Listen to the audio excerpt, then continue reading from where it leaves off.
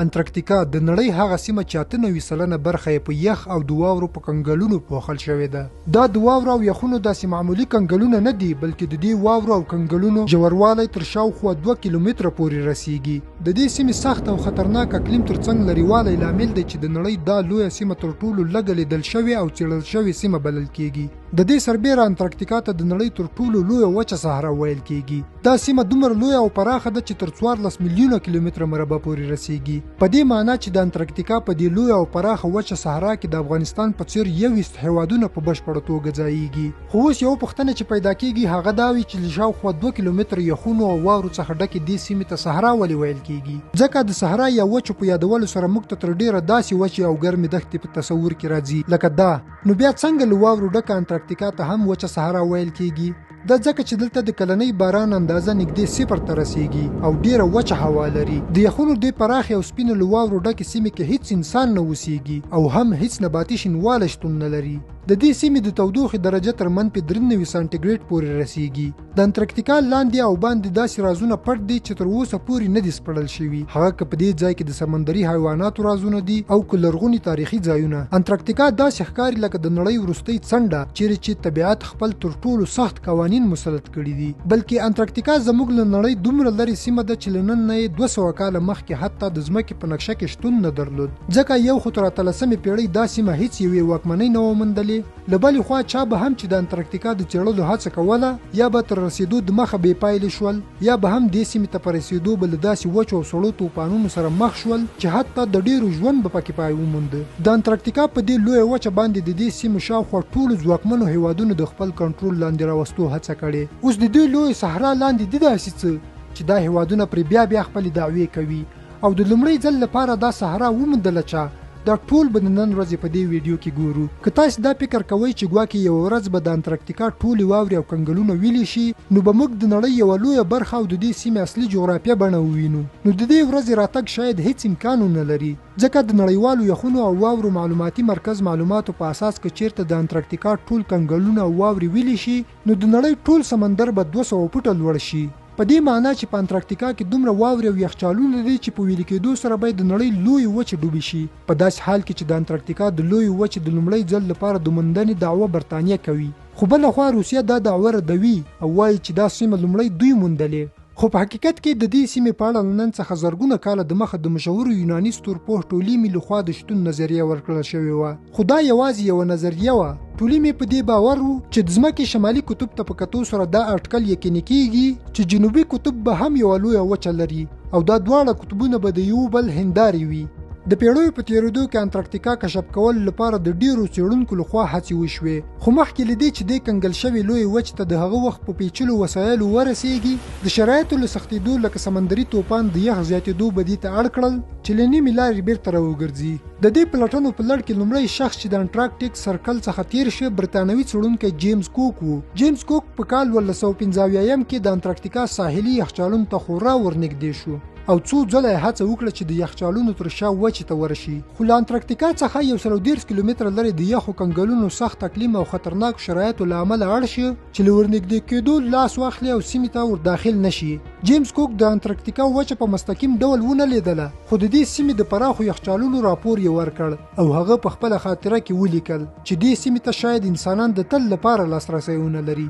تر دې وروسته له کنګلونو او واورو ډکې دې سیمې ته لا زیاتو خلکو د څېړلو هڅې وکړې، خو ټولې بې پایلې ستانه کېدل. خو دا چې 19مه پیړۍ په پیلېدو شوه، دا مهال د نړۍ مختلف هیوادونه د طبیعي زیرمو په لټه کې د نالیدل شوي او پاتې سیمو ته د رسیدو سیالۍ کې ښکېل وو، ځکه هر هیواد په دې لټه کې و چې په هره ممکنه لار پیاوړتیا او ځواک ترلاسه کړي.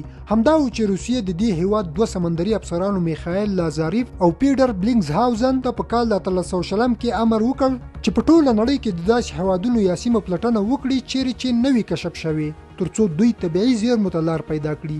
بلاخره د واسطوک کښتۍ په واسطه د 1500 کیلومتره سفر کول وروسته میخایل لازاریف او پیټر بلینګزهاوزن د انترکتیکا تر نږدې سواحلو ورسېدل. له روسیې څخه انترکتیکا ته دا اوږده فاصله په انساني تاریخ کې یوه ستره بریا وه، ځکه دوی نه یوازې د لومړي ځل لپاره انترکتیکا ولیدله، بلکې د دوی کشف په رسمي ډول د انترکتیکا د شتون تایید وبلل شو.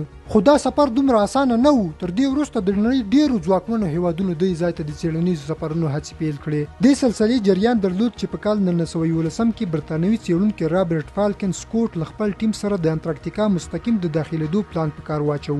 دا پلان دقیقاً کامیاب شو او هم فالکن سکوټ د انترکتیکا په لویه وچه کې تر 400 کیلومتر دننه ولاړ. خو دا چې انترکتیکا یو خطرناکه او لویه وچه سړه صحرا ده، له همدې امله د سختو طوفانونو او سړو بادونو ترڅنګ د خوراکي موادو کمښت فالکن سکوټ او د دوی ټیم دې ته اړ شول چې شاتګ وکړي. خو له دوی سره قسمت یاري ونه کړه، په دې معنی چې شرایط دومره سخت وو چې تر شاتګ لنډې مودې وروسته فالکن سکوټ او د ټیم ټول غړي یې له سړو او سختې لوږې وروسته ژوند له لاسه ورکړ. دا مهال چې د انترکتیکا په شتون د هغه وخت ځواکمنې امپراتورۍ وپوهېدې، نو ټولو پر دې ځای د کنټرول ترلاسه کولو او د یو نوي هېواد جوړولو تاریخ ته په بې صبرۍ د څېړونکو ټیمونه لیږول چې ډېرو پکې د سختو شرایطو له امله خپل ژوند له لاسه ورکړ. او تر کال 1920 پورې د انترکتیکا جغرافیایي نقشه په دې ډول ښکارېده. یوازې دا سپینه برخه پیژندل شوې او موندل شوې وه. تر دې دمخه لا دا برخه نه وه لیدل شوې، ځکه دې برخې ته په رسېدو هېڅوک ونه توانېدل. په 1919 کال کې د امریکایي څېړونکي ریچارډ ای بیرټ د الوتکو له لارې د انترکتیکا پاتې ناپېژندل شوې سیمې وپلټلې، چیرې چې دی د طوفانونو او یخچالي غرونو د مرګونو ګواښونو سره مخ و. تر دې وروسته د نړۍ مختلفو ځواکمنو هیوادونو د خپلو ځواکونو په واسطه په انترکتیکا کې پراخې سیمې ونیولې. په کال 1942 کې د برتانیې او ارجنټاین ترمنځ په انترکتیکا کې د هجوم په سر حتی خپلو ځواکونو ته د تیارسي امر وکړ. په همدې توګه په کال 1943 کې د هټلر لخوا هم له الوتکو څخه د جرمني بیرغونه وغورځول شول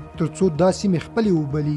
بالاخره د دوهمې نړیوالې جګړې وروسته په انترکتیکا کې د څېړنو لوی مرکزونه جوړ شول. له دې څېړنو څخه یو لوی راز چې له انترکتیکا پورته کړل شو هغه دا و چې په دې سیمه کې د لندن امپیریال پوهنتون ساینسپوهانو لخوا داسې لرغوني لرګي وموندل شول چې ترې څرګنده شوه چې په انترکتیکا کې 9 میلیونه کاله د مخه کنګلونه او واورې نه وي، بلکې دا سیمه یو پراخ او ګڼ استوایي ځنګلات وو. د دې ترڅنګ یې د حشراتو داسې نښانې هم وموندلې چې ترې څرګندېږي چې دا سیمه یو وخت ګرمه او شنه سیمه وه. سربیره پر دې د انترکتیکا تر کنګلونو لاندې په سلګونو د اوبو داسې ډنډونه او ذخیرې شتون لري چې ځانګړي چاپیریالي سیستم او موجودات لري چې په نور نړۍ کې وجود نه لري. په دې توګه انترکتیکا یو ځانګړې نړۍ بلل کیږي. نه یوازې دا بلکې په انترکتیکا کې د وینې په څیر ویالې شتون لري. دا داسې ویالې دي چې په لیدو سره هوبهو داسې معلومیږي لکه له واورې څخه چې د وینې ویالې بهیږي. ساینسپوهانو د دې ویالو د څېړلو لپاره کلونه تیر کړل چې د ریډ واټرفال یا د وینې واورې په نوم دا ویالې وپېژني. دا ویالو د انترکتیکا په ټایلر کې موندل شوې او د دې رنګ د وسپنې په مقدار پورې تړاو لري چې د یخ لاندې اوبو د معدني موادو په ځانګړي توګه له وسپنې سره تړاو لري. د دې رازونو په اړه یو راز چې ځینې خلک یې ادعا کوي دا دی چې په انترکتیکا کې د امریکا ترڅنګ د ځینو نورو سیالو هیوادونو لخوا پټ د هوایي ځواک عملیات کوي. دا په داسې حال کې لکه موږ چې ملاسونه د یو بل په ګریوانونو کې بند کړي او ترڅنګ مو په خورا کوچنیو موضوعاتو ځانونه مصروف ساتلي. برعکس هلته نړۍ د نوي علمي لاسته راوړنو لپاره په ډېرې چټکۍ سره هڅې کوي. چین، امریکا او روسیې په دې ستر بیابان کې د ټکنالوژي او پرمختګ لویه لاسته راوړنې ترلاسه کړې. شاید همدا وخت چې خپل تمرکز بدل کړو او د خپل هیواد راتلونکي لپاره لومړیتوبونو ته پاملرنه وکړو. که مو د نن ورځې ویډیو تر دې ځایه کتلې وي مننه او تر بلې ویډیو مو په خدای سپارم.